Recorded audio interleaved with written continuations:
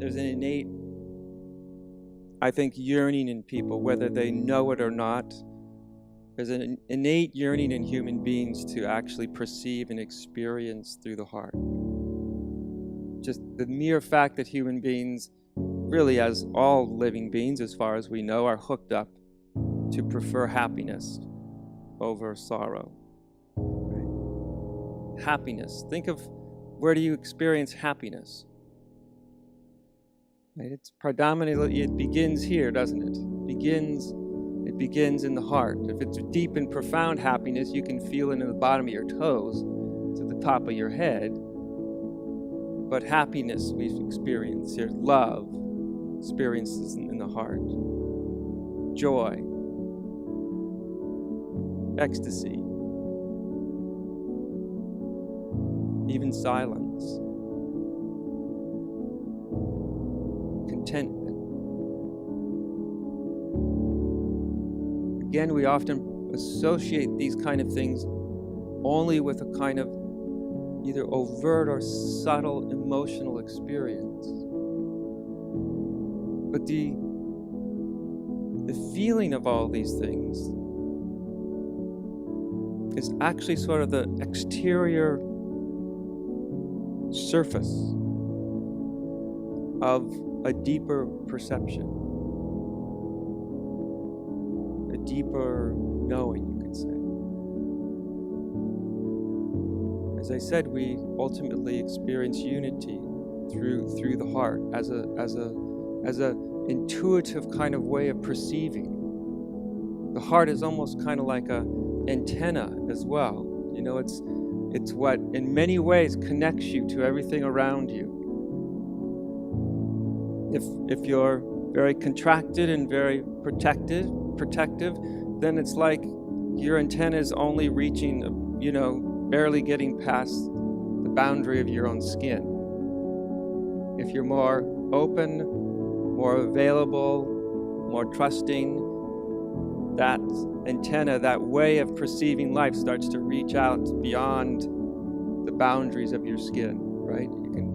It starts to become more and more and more vast and open. And you start to experience life in a very, very different way than when it's kind of contracted and limited to the space within your own skin. When that's the case, we'll all innately feel a kind of confinement or isolation. Everybody in this room has experienced feeling lonely before. And the experience of being lonely, not alone, because you can be alone and not be lonely at all, but the experience of being lonely, it is an experience of being sort of cut off, isn't it? It's almost as if the whole way of experiencing life through the heart is almost not available to you. You not only feel cut off when you feel lonely from the world around you, but strangely also you feel cut off from yourself. It's like you can't find either one.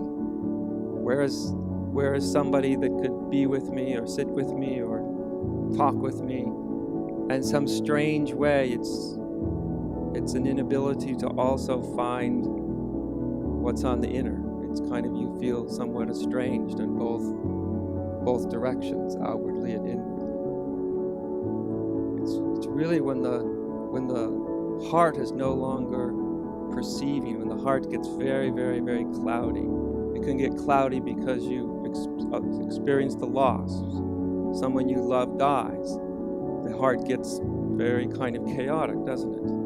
It experiences grief. And when you can feel when you experience these difficult emotions, it's almost like the antenna of the heart starts to pull back in, doesn't it? And it's not connecting what's out there anymore. That's why when you experience these more powerful negative emotions, you also experience part of the most painful part of most negative emotions is you feel a lack of being able to connect, right? And if it's very painful, it feels like nobody can reach you. If you're in a very deep state of sorrow, deep state of grief or despair, it feels like you can't reach anybody and nobody can reach you. This is when the sensitivity of the heart starts to get covered over. it starts to contract. I only say this so you get the sense that at some level or another, everybody is perceiving through the heart. They may be utilizing 5% of its capacity, or 10%, or 25%, but everybody is actually experiencing to some level or another through the heart. You do sense your way through life. Even people who are extraordinarily caught in the intellect, they're still also perceiving through the heart to some extent.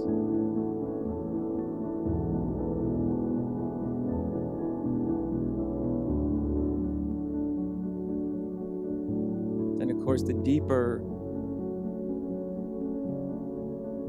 aspect of the heart is also this sort of profound but very rich kind of stillness.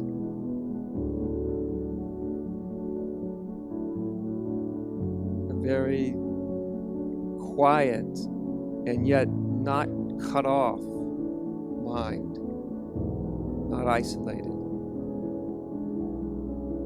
but deeply present.